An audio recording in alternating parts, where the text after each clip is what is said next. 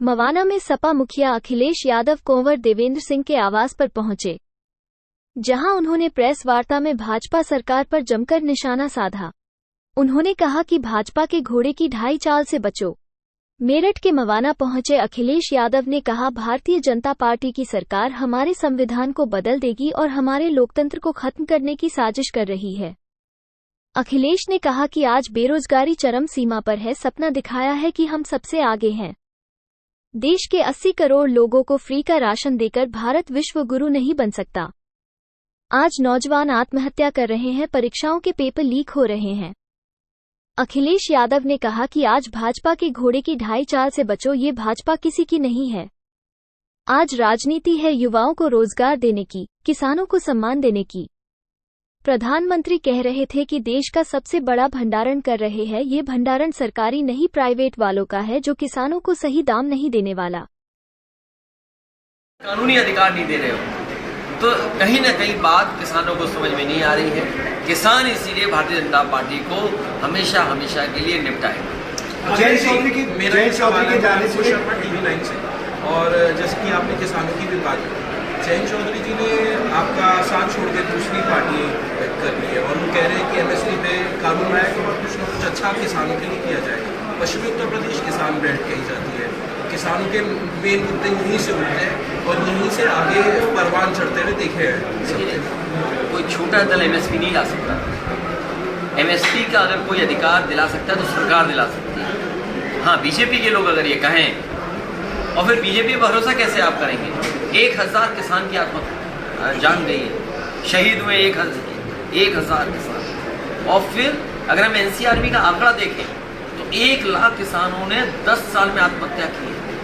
इसका जवाब क्या है बीजेपी के बाद और बीजेपी के नए नए सहयोगी दलों का?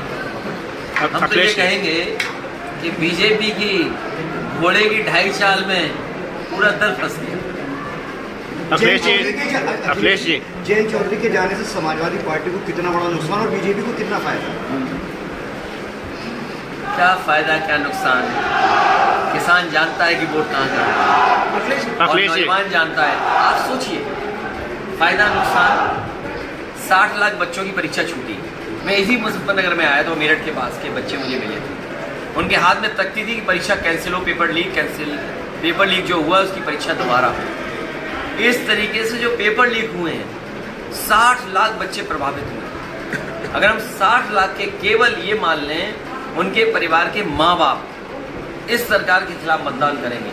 अगर हम 3 वोट मान लें एक परिवार के और 60 लाख परिवार इस तरीके से प्रभावित हुए, तो 60 लाख गुणा 3, 1 करोड़ 80 लाख, और यही 80 लोकसभा से अगर हम भाग दे दें तो 2,25,000। धन्यवाद देता हूँ कि जब मैं आदर्श जी से मिलने आया हूँ, उनके परिवार के सभी सदस्यों से मैं मिला हूँ, आपसे भी मुलाकात हुई। राजनीति में जहाँ जनसभाएं करके आया हूँ और इस समय लोग चाहते हैं ज़्यादा से ज़्यादा वोट मिल जाए, ज़्यादा से ज़्यादा समर्थन मिल जाए। और जब परिवार का समर्थन मिले तो मैं समझता हूँ इससे बड़ा समर्थन और क्या हो सकता है। जिस दौर में हम लोग राजनीति करना है, तो विशेष परिस्थितियों का चुनाव है। एक तरफ तो बीजेपी जो ये बात कह रही है कि 400 पार, जो आकलन उनका है वो 400 पार का है, तो फिर इतनी घबराहट क्यों? क्या वजह है कि 400 पार जब हो रही हैं तो आप विपक्ष के नेताओं पे झूठे मुकदमे लगा रहे हैं? कोई कल्पना कर सकता था आज से पहले कि एक मुख्यमंत्री जेल चला जाएगा? उस पर आरोप लगा करके जो सच है कि नहीं है, अभी तो समय लगेगा उसमें। एक और मुख्यमंत्री, दिल्ली के मुख्यमंत्री को भेज दिया जेल, झारखंड के मुख्यमंत्री को जेल भेज दिया, और दिल्ली का और खासकर अरविंद केजरीवाल जी वाला तो यूनिक केस है। एक कंपनी है, वही चंदा दे रही है बीजेपी को, उसी पे आरोप लगाए किसी बात को लेकर के, तो बीजेपी का भी तो खुला चंदा दिख रहा है उसमें।